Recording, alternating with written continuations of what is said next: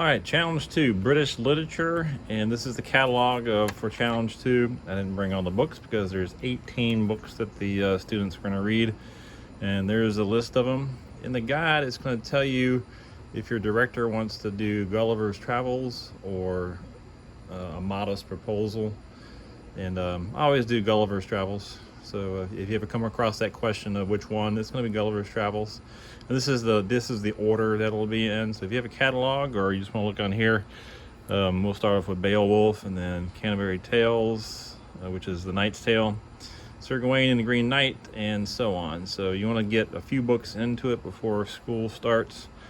And what you're looking for is, and I brought this Beowulf book out. This is probably the best translation by far. You can read whichever one you want, but it's written in Old English, which is pretty hard to read. And but Seamus Heaney, what he did was it's more of a modern translation, not modern, but a more legible, more readable translation, and it's just really good. It still keeps with the Beowulf. The writing of it in a sense, but also it's more readable than the Old English, even though we will read a little bit of the Old English. And this is just a parallel, so you have the Old English here, and then you have the newer translation here. So I suggest this one, but you can get whatever one you want. I know this is on YouTube as an audiobook. Most books for Challenge 2, most of them you can get from you can have the audio book on YouTube or whatever means. Noah, my son, will probably listen to a lot of the books. So however you want to do it. But we are going to read every single one. The one that gets less attention is usually Something Beautiful for God, because they list it the 15th week on the second semester. So we don't get a lot of time in it. It's a really good book, but we don't get a lot of time. So if for some reason you don't get that book, it's okay. We can still talk about it, but the other ones you do want to have at least listen to the audio.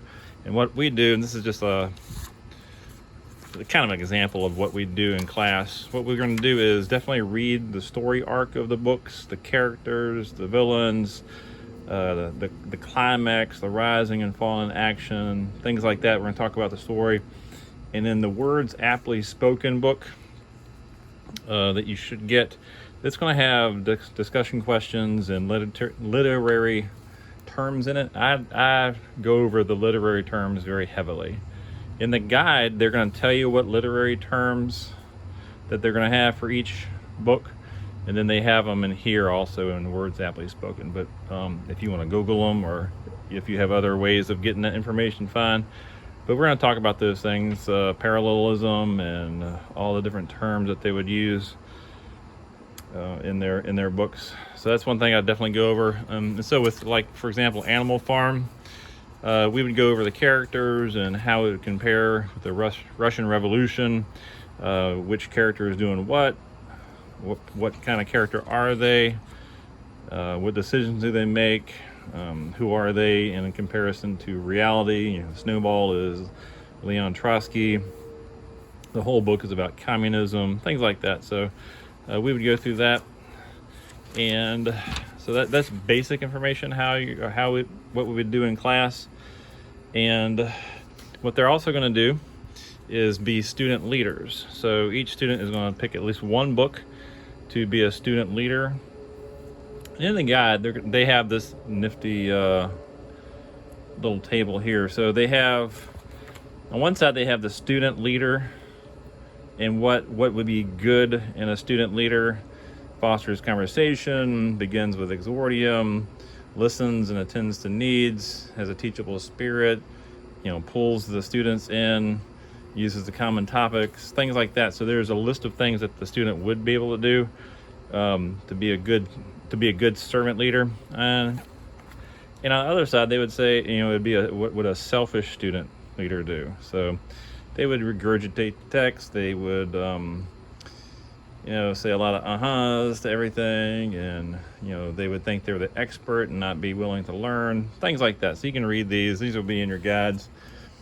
So when your student does do the student leadership, these are things to note and practice on. So I'll always give feedback and go over this with the students before they actually do their time. Then I could leave the entire strand, probably a good 20-30 minutes they'll do.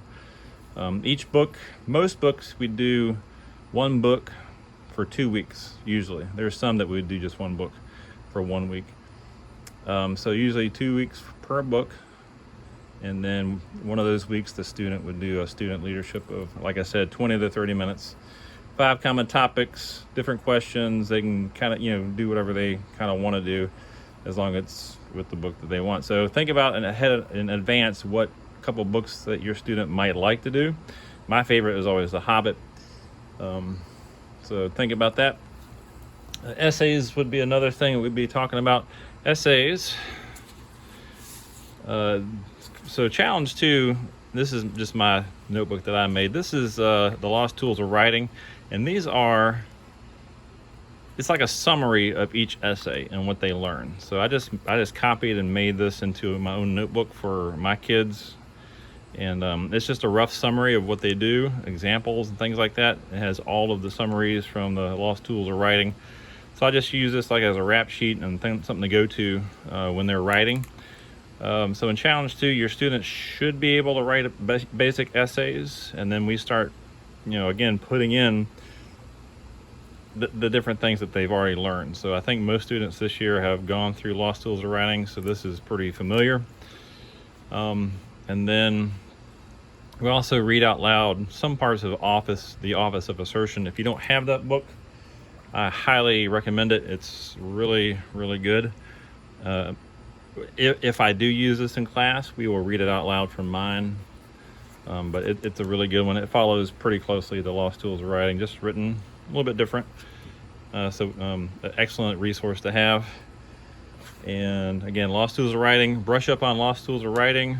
Essays, most books you are going to do an essay on. And it's going to be various. It's very vague on what they do exactly for each essay, because the student's going to have some sort of leeway and some sort of flexibility on what they want to write about. Generally, it's about the hero, his choices, things like that. The guide is going to give some guidance to what the essay is, but I'm pretty open to what they want to do. Maybe they want to compare characters. Maybe they want to compare a book with a movie, things like that. So if you have an idea or you want to do something slightly different than what the guide would say, I'm totally fine with it. Just let me know that that's what they're going to do. So, and more each week, I'll give you more information on exactly how to think about the essays and what they're going to do. Most of them are going to be some sort of comparison, and some of them are going to be a persuasive of, did this character do this right? What was his decisions? What was his consequences? Things like that. So that's pretty much British Lit. One thing I bring in and kind of cross over with the British Lit essays and then debate or speaking is I go over 6 rhetorical devices, and these can be found in Lost Tools Writing and any type of English speaking thing. But anyway, I go over these. I'll print these out for the students to have. But what I want to work on is basic speaking. I want to work on basic essay writing and then go from there. Every student's going to have or be a little bit at a different spot. But I want to work on these 6 rhetorical devices. The more you have in your writing and in your speaking, the more colorful and fun it is. So I'm not going to read this word for word. You'll get one of these, but it's breathless sentences. It's speaking in threes. The government, of the people, for the people, by the people. If you listen to Winston Churchill and great speakers, you're going to hear a lot of these in their speaking. Balanced statements. Ask not what your country can do for you. Ask what you can do for your country. There's the best of times, there's the worst of times. Metaphors, I love metaphors.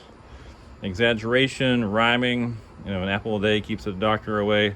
And if you're as old as me and remember the OJ trial, you'll never forget, the statement from Johnny Cochran was, if the glove doesn't fit, you must acquit. We remember that because it rhymes. So I say all that quickly, but each of these devices are really good for speaking and in your essay. So I cover these pretty routinely, at least every other week or so. All right, I think that is it. Again, start reading. There's a lot of books to read. And let me know if you, I actually have several copies of some of these, so if you don't have one, I might have one to give you or let you borrow. Let me know. Let me know if you can't find these. Also look on Audible, look on YouTube for the audiobooks. Most of them you can get pretty free. All right, Russell out, challenge 2, British Lit.